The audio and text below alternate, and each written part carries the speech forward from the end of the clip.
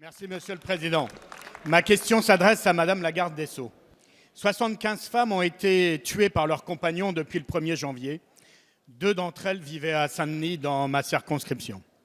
Si le Grenelle des violences conjugales annoncé pour la rentrée pourra être utile, les féminicides, en revanche, ne connaissent pas de trêve. Il y a donc urgence à agir maintenant. Pour cela, des lois existent. 9 ont été votées depuis 2010, une par an. Or, elles ne sont pas ou peu appliquées et donc inopérantes, faute de moyens. Alors une chose est claire, la plus grande des empathies et la meilleure des communications n'endigueront pas ce fléau sans mesures concrètes et financées. L'Espagne l'a fait.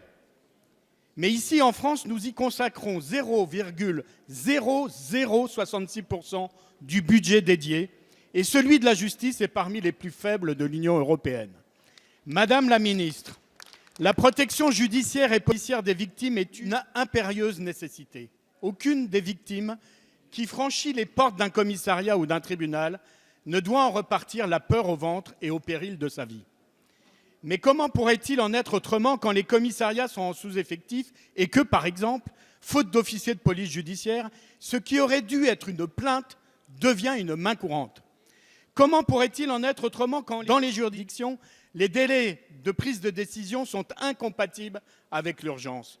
Comment, enfin, pourrait-il en être autrement quand les structures d'hébergement sont saturées du 1er janvier au 31 décembre, empêchant de fait la mise à l'abri immédiate de ces femmes, souvent avec enfants?